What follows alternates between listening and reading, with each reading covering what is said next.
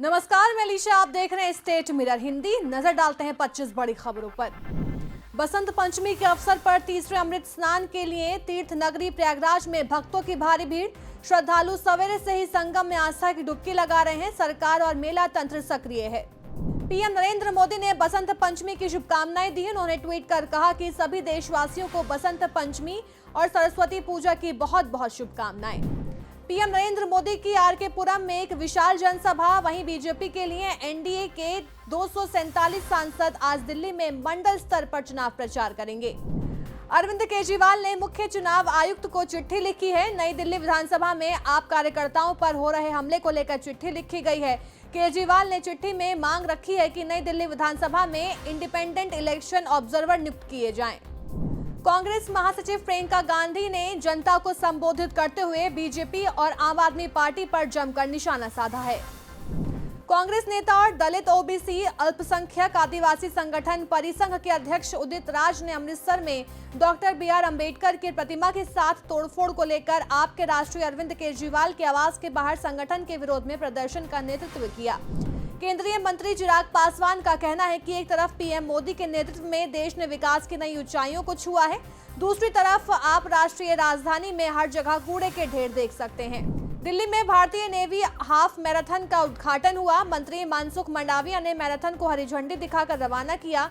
इसमें करीब 10,000 लोगों ने हिस्सा लिया है। दिल्ली एनसीआर के मौसम में खासा बदलाव। मंगलवार और बुधवार को दिल्ली में बादल छाए रहेंगे। कई जगहों पर बारिश होने की भी आसार हैं। मुख्यमंत्री योगी का मिल्कीपुर दौरा। विशाल जनसभा को करेंगे संबोधित। भाजपा प्रत्याशी चंद्रभानु पासवान के पक्ष में लोगों से वोट करने की अपील। यूपी के मुख्यमंत्री योगी शनिवार को प्रयागराज पहुंचे। यहां उन्होंने स्वरूप रानी नेहरू अस्पताल का दौरा किया, जहां मौनी अमावस्या के अमृत स्नान के दौरान संगम नोच पर भगदड़ में घायल हुए श्रद्धालु भर्ती थे। कांग्रेस की पूर्व अध्यक्ष सोनिया गांधी की मुश्किलें बढ़ गई हैं। राष्ट्रपति द्रौपदी मुर्मू को पुअर लेडी कहने वाले बयान पर उनके खिलाफ बिहार के मुजफ्फरपुर में मुकदमा दर्ज किया गया है। बजट से गदगद हुए नीतीश कुमार केंद्र सरकार का किया धन्यवाद। इसे सकारात्मक और स्वागत योग्य बताया। उन्होंने केंद्र सरकार और वित्त मंत्री का धन्यवाद किया है।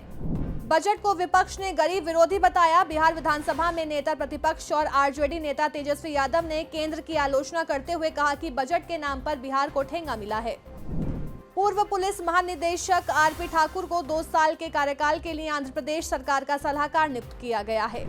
तेलंगाना में तेज रफ्तार कार और लोडर की टक्कर हो गई। हादसे में दोनों ड्राइवर घायल हुए हैं और दोनों वाहन बुरी तरह से डैमेज हो गए हैं। गुजरात के नासिक सूरत हाईवे पर सापुताड़ा घाट पर एक निजी लग्जरी बस भयानक हादसे का शिकार हो गई।